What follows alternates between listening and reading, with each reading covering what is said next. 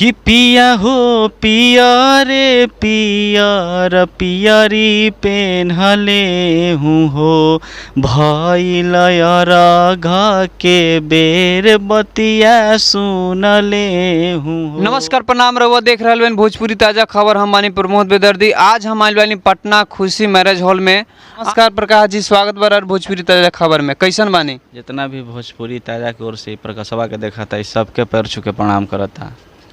अभी यहाँ और कौन वीडियो के शूट भइल है?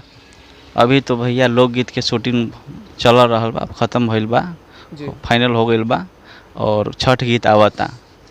छठ गीत आवत है, छठ गीत के शूटिंग हो गई बा। थोड़ा हम चाहब कि दर्शक लोग के अपन जे भी फैन फ्लोर सराउर बारे वहाँ के एक लाइन सुना दें, गुनगुना दी। और छठ के कौन गीत आइल है?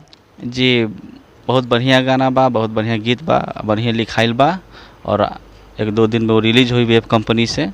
ओकर दो लाइन हम सुनावल चाहतनी। बोल बा गाना के कि पिया हो पिया रे पियर पियरी पेन्हले हूँ हो भइल अरघा के बेर बतिया सुनले हूँ हो। धनी हो सजल नइखे दौरा कैसे पेन्हले हो अब त पिया रे पियरियो के पेन्हले नी हो। यही आवता भैया लोग आशीर्वाद से गीत। अभी और मार्केट में हिट गाना कौन बाज रहल बा? कौन गाना रुआ हिट गाना गईले बनी? अभी तो आप लोग आशीर्वाद से तो हिट रही भइल, लेकिन स्ट्रगल करता है, मेहनत जारी बा। थोड़ा सा गाना बजर रहे, पवन पांडे जी का लिखा हुआ गाना था। अच्छा। उस लाइन थोड़ा सा दो लाइन गुनगुना देते हैं। कौन सा गाना था? भोजपुरी में था। गाइए। ननदो के झूठो शिकायत पसैया रूठ गईले हो राते ऐसन बेलनवा मरले की चौकी टूट गईल हो। ये आप लोग आशीर्वाद से बजर है, हल्का फुल्का बजा है। मैं चाहूँगा दर्शकों से इनको प्यार सपोर्ट दीजिए जिस तरह हर एक कलाकार को देते हैं।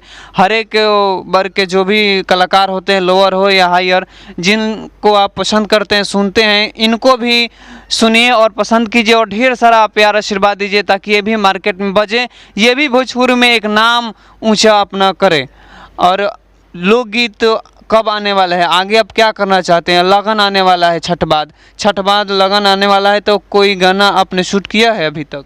जी अभी तो गाना फाइनल हुआ है। छठ बाद छूटी हमारा गाना अभी 3-4 एल्बम के शूटिंग भइल बा, वो छठ बाद आवे वाला बा। अच्छा, ये जवान राउर लोकगीत के शूटिंग भइल हवे, ए वीडियो डायरेक्टर के रला, कोरियोग्राफर के रला, बता सकता नहीं? ये गाना के वीडियो डायरेक्टर हमारे अरुण भैया जी है और कोरियोग्राफर संटू मेहता जी हैं और वही और लोग भी हैं सहयोग में।